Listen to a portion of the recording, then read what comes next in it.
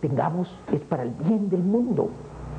Y tanto en el pensamiento como en el sentimiento y como en la acción, el servicio a otros es lo natural. Él está mejor dotado para la acción en el futuro. En el otro caso, el individuo está poniendo estorbos. Al contrario, su carácter se ha hecho más débil en ese sentido. Ha crecido su ego.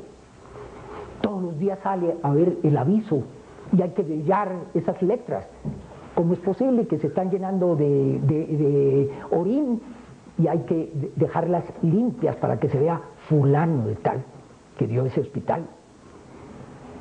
Y por lo tanto, él está buscando para sí en vez de estar buscando para el bien del mundo.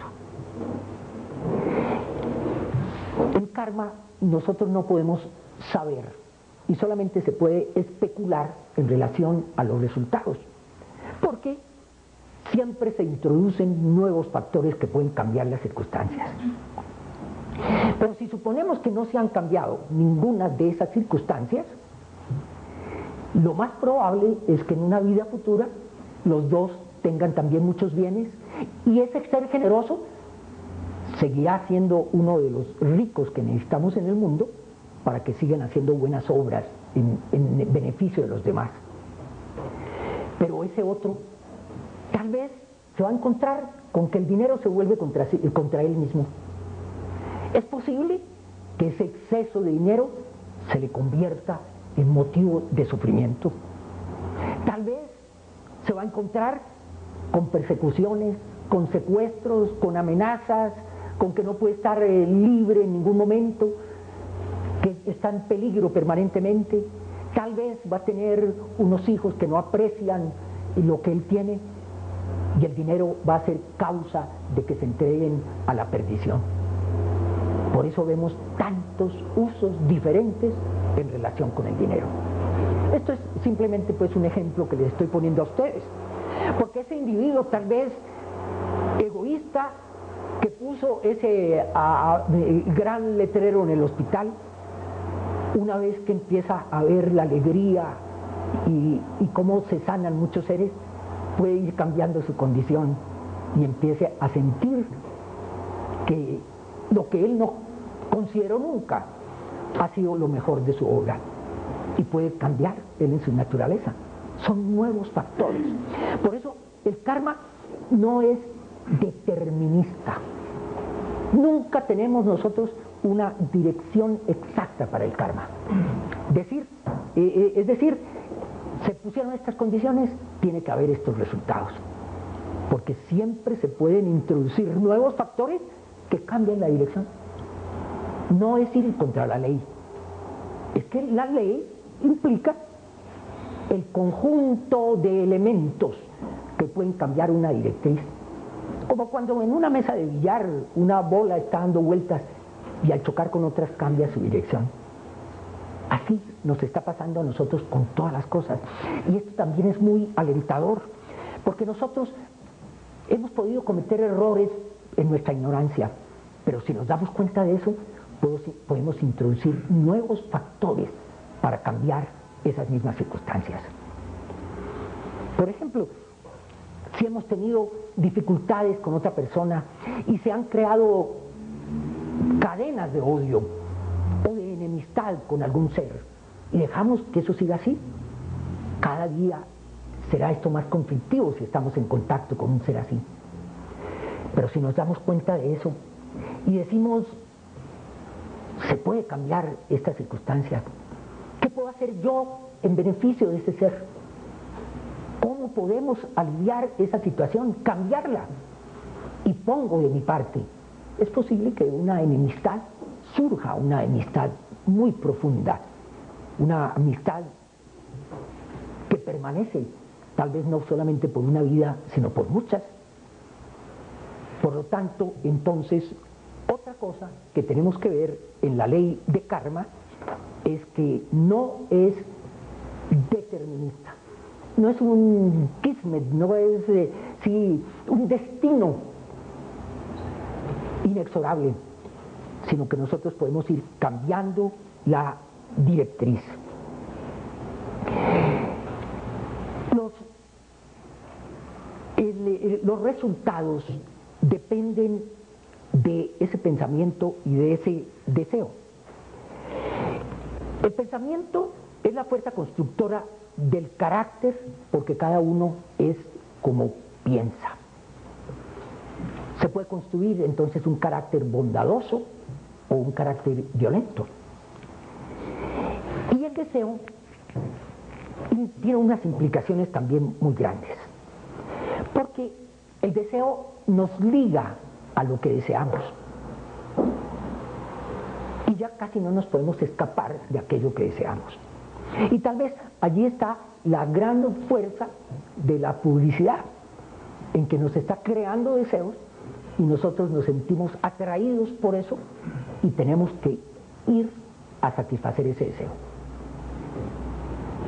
Algo nos llega a la mente, queremos eso, y entonces, ¿cómo consigo el dinero? No lo tengo, me darán un préstamo, ¿en qué forma me lo van a dar? Pero quiero tener eso y llevármelo para mi casa. Y así sucede con todas las cosas, y nos vamos volviendo esclavos de los deseos. Muchas veces no nos damos cuenta de esto.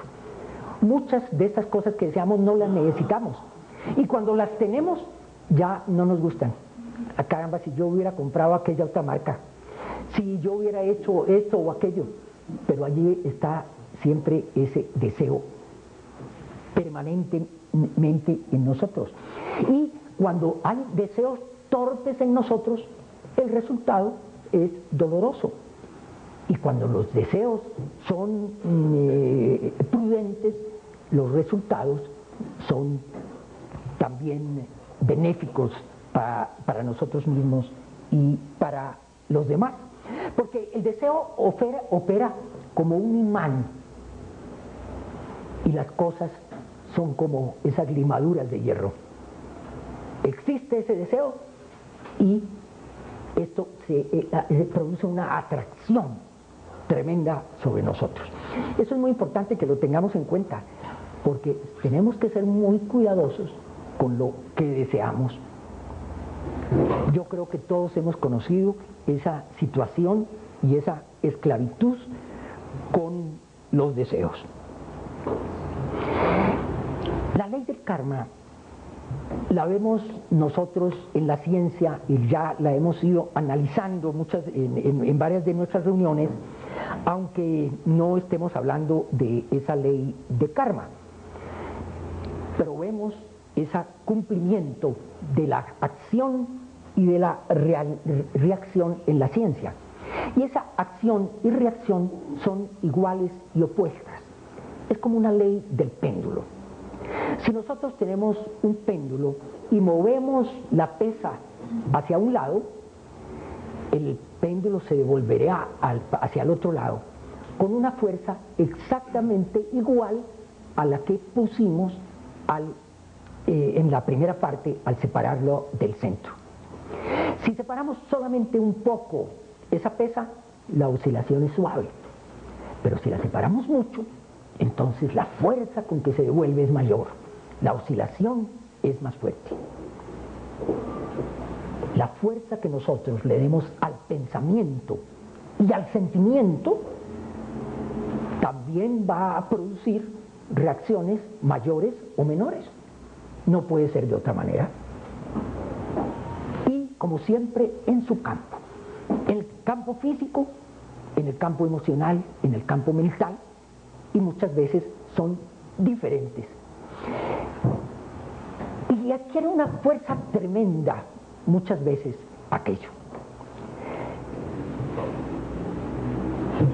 En ocasiones se llega a una acción que tal vez no hubiera querido el que la produjo, pero que se le ha vuelto se le convirtió en algo inevitable para él.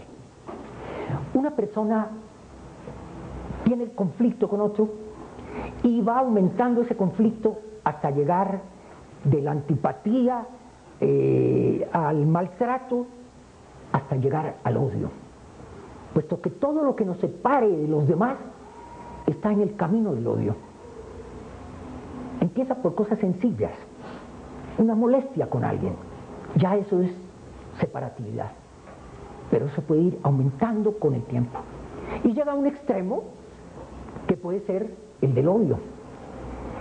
Y una persona puede estar odiando a otra durante mucho tiempo, y cuando se odia se busca el mal, se busca el daño de otra persona. Puede estar así años porque no se ha presentado la ocasión tal vez de producirle ese daño a esa persona, y de pronto hay alguna circunstancia y esta persona comete un crimen, asesina a esa persona o le hace daño a algún familiar, y después dice: yo no quería hacer esto. ¿Por qué? ¿Por qué sucedió? No era esa mi intención, ciertamente yo no lo quiero, pero yo no quería hacerle daño. Es que ha puesto una fuerza tan tremenda que los resultados se vuelven inevitables. Vean ustedes cómo hay que tener cuidado en lo que pensamos y sentimos, porque eso puede ser como una especie de alud que empieza por una piedrita que viene en ese nevado y va rodando hasta convertirse el resultado en una tragedia, porque se ha convertido eso en algo inevitable.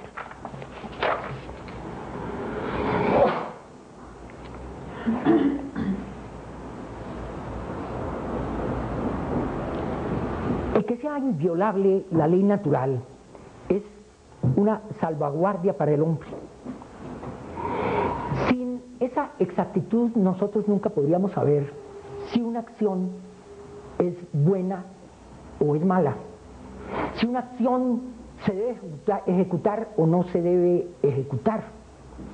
En lo físico tal vez lo vemos con mayor claridad, pero en el campo de la ética, en el campo moral, tal vez no sabremos nosotros qué podría suceder. Pero esto que es inviolable, esta ley nos da esa exactitud. Nosotros podemos trascender aquello negativo y lograr el buen resultado por el conocimiento de esa inviolabilidad que conduce al ser de la ignorancia a la sabiduría, del egoísmo a la compasión, del mal obrar al buen obrar. Y nos encontramos entonces con esos resultados, que siempre el buen obrar conduce al placer, conduce a aquello que el ser ha querido siempre, y el mal obrar conduce al dolor. Pero no siempre lo vamos a ver inmediatamente, sino que va a pasar muchas veces algún tiempo, a veces a otra vida, para darnos cuenta de que pasen esos, para que tengamos esos resultados. Esta ley de karma se encuentra muy bien explicada en algunas religiones orientales, especialmente en el hinduismo y en el budismo, pero también la encontramos, aunque no expresada tan constantemente, en las escrituras cristianas, sino que a veces pasamos por alto o leemos rápidamente y no nos damos cuenta de la expresión. Citaré solamente tres casos, tres frases. Una es de Mateo 7, 1, 2, que dice: no juzguéis para que no seáis juzgados, porque con el juicio con que juzgáis seréis juzgados, y con la medida con que medís os será medido. Es exactamente la ley del karma. Esta, que es muy explícita, de Gálatas 6:7, dice: no os engañéis, Dios no puede ser burlado, pues todo lo que el hombre sembrare, eso también recogerá. Es exactamente el cumplimiento de la ley de karma. Esta de Colosenses 3:25: mas el que hace injusticia recibirá la injusticia que hiciere, porque no hay acepción de palabras, de personas.